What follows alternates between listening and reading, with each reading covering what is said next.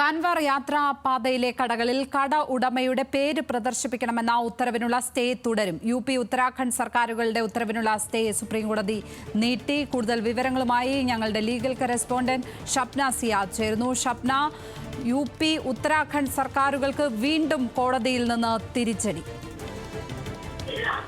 ലക്ഷ്മി, പേര് പ്രദർശിപ്പിക്കാൻ നിർബന്ധിക്കാനാകില്ലെന്നും ഇത്തരത്തിൽ ഈ സർക്കാരുകൾക്ക് ഉത്തരവിടാനാകില്ല എന്നും ആ അധികാരമില്ല എന്നും ഈ സുപ്രീം കോടതിയുടെ ബെഞ്ച് നേരത്തെ തന്നെ വ്യക്തമാക്കിയതാണ്.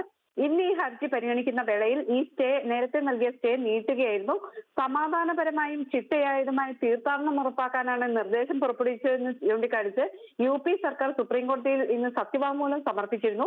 അതുപോലെ കാൻവാർ തീർത്ഥാടകരുടെ പ്രത്യേക പരാതികൾ പരിഗണിച്ചാണ് നിർദ്ദേശം കൊണ്ടുവന്നത് എന്നായിരുന്നു സർക്കാരിന്റെ വാദം. അതുപോലെ യാത്രാമധ്യേ ലഭിക്കുന്ന ഭക്ഷണത്തെക്കുറിച്ച് തീർത്ഥാടകർ ആശങ്ക ഉന്നയിച്ചിരുന്നു. ഇത് പൂർണ്ണമായും വെജിറ്റേറിയനും ശുദ്ധവുമാണെന്ന് ഉറപ്പാക്കാനാണ് ഇത്തരത്തിലൊരു ഉത്തരവിറക്കിയത് എന്ന് UP സർക്കാർ കോടതിയെ വിശദീകരിക്കുകയും ചെയ്തു. എന്നാൽ കോടതി ഈ വിശദീകരണം കണക്കാക്കാതെ ഇതിനുള്ള സ്റ്റേ നീട്ടുകയാണ് ഉണ്ടായത്. ഷപ്ന സിയാദാണ് വിശദാംശങ്ങൾ നൽകിയത്.